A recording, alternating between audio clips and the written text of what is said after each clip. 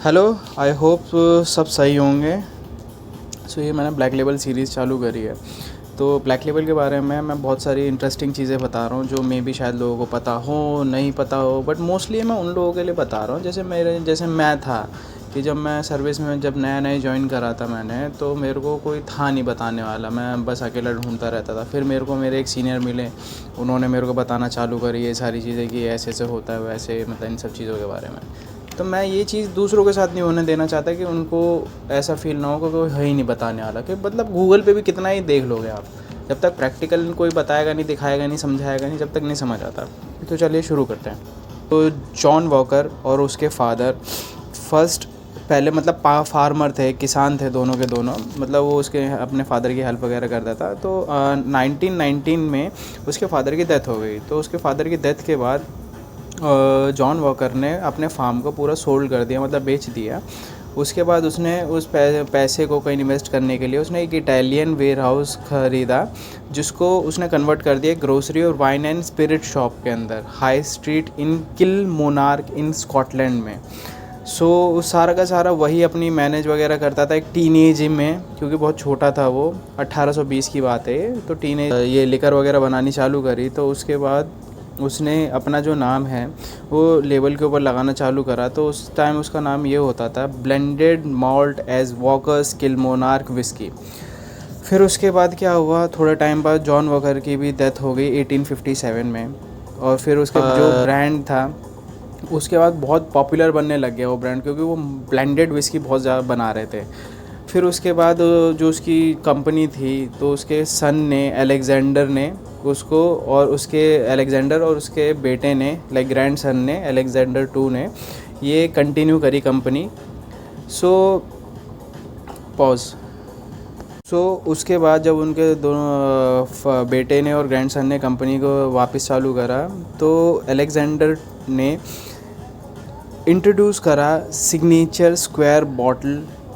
जो उसकी जो बॉटल थी पहले राउंड शेप में आती थी, बट वो जब वो पहले शिपमेंट चलते थे, जब दूर दूर जाना होता था या कहीं भी, या किसी ट्रक में लेके जा रहे हैं, रिक्शे में लेके जा रहे हैं कहीं भी, तो वो बहुत ज़्यादा, अगर जैसे रोड वगैरह नहीं होते तो वो राउंड की वजह से है ना, बॉटल को बहुत ज़्यादा टूट फूट होती थी, बहुत ज़्यादा ब्रेकेज होती थी। और गोल बॉटल को एक किसी जैसे हम लिकर शॉप में रखते हैं तो उसको मैनेज करना भी बड़ा मुश्किल था। तो उसके बाद उन्होंने स्क्वायर बॉटल का इन्वेंट करा, ताकि वो अपने कहते हैं लिकर शॉप में फ़िटिंग भी हो जाए, सारी एकदम इक्वल हो जाए और ब्रेकेज भी थोड़ी कम हो जाए। तो उसके बाद 1867 में उसके ग्रैंड सर ने फर्स्ट कमर्शियल ब्लेंडेड को कट कर देना। तो उसके बाद फर्स्ट कमर्शियल लेबल उसके पोते ने, अलेक्जेंडर टू ने ये लॉन्च करा, जिसका नाम लिखा गया ओल्ड हाईलैंड विस्की करके। अब अलेक्जेंडर जो उसका जॉन का जो बेटा था, वो तैयार था कि अपने मतलब बेटे को, जो उसका ग्रैंड सन था, उसको कंपनी देने के लिए। फिर 1906 से लेकर 1909 के बीच में जॉर्ज ने और अलेक्जेंडर टू, उसके ग्रैंड सन ने, अपनी कंपनी को एक्सपेंड करने के लिए उसने 3 ब्लेंडेड विस्की लॉन्च करी मार्केट के अंदर, जो ऐसे थी 5, अगर वो कहते हैं 5 ईयर्स की विस्की है तो वो ओल्ड हाईलैंड विस्की नाम से जाना जाएगा। फिर उसके बाद वो 9 ईयर्स की विस्की है तो स्पेशल हाईलैंड विस्की नाम जाना जाएगा। फिर अगर वो 12 ईयर्स है तो extra special old highland whisky नाम जाना जाएगा। फिर उसके बाद इसमें जो डिफरेंट था वो कलर वाइज डिफरेंट था, रेड ब्लैक ऐसे ऐसे डिफरेंट था, और वाइट भी था। सबसे पहले वाइट आता है, फिर रेड आता है, फिर ब्लैक आता है।